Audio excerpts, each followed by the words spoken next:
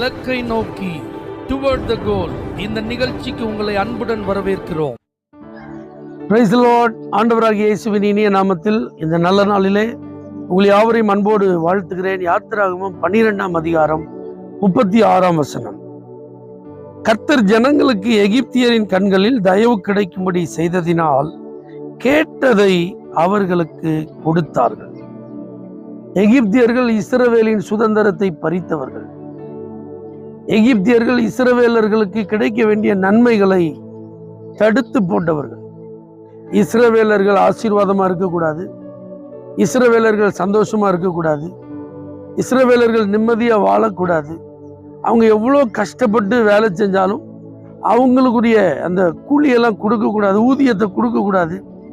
அவங்கள எப்பவுமே நம்ம காலை கீழே போட்டு நசுக்கணும். அவங்கள எப்பவுமே நம்ம கட்டுப்பாட்டுக்குள்ள வச்சிருக்கணும்.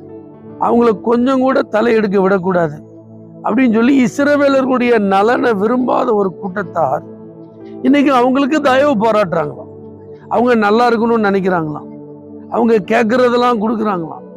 அப்படிலாம் ஒரு சூழ்நிலை இந்த இடத்துல உண்டாக்கி இருக்கிறது. இதுக்கு என்ன காரணம்னா கர்த்தர் இந்த இஸ்ரவேலருக்கு எகிப்தியர் கண்கள்ல தயவை பாராட்டினதுனால அவங்க கேட்டதெல்லாம் கொடுத்தாங்க.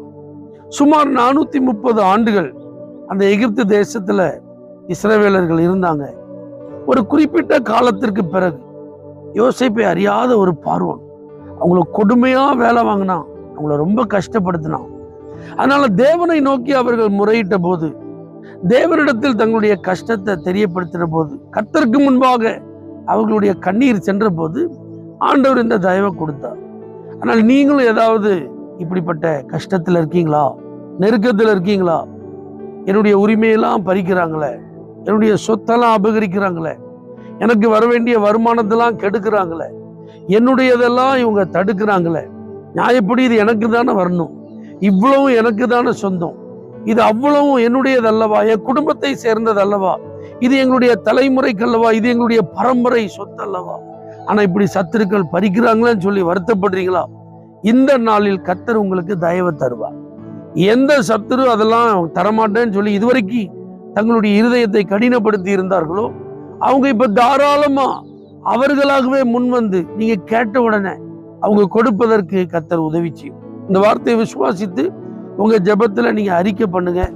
யாருடைய மனதுல எல்லாம் உங்களுக்கு தயவு கிடைக்கணுமோ அவங்க மனசுல எல்லாம் கர்த்தர் தயவை தருவார்.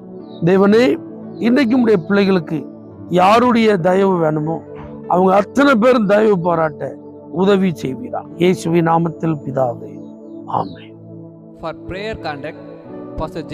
Kumar, El Shaddai Ministries, 9500252586, Surandai.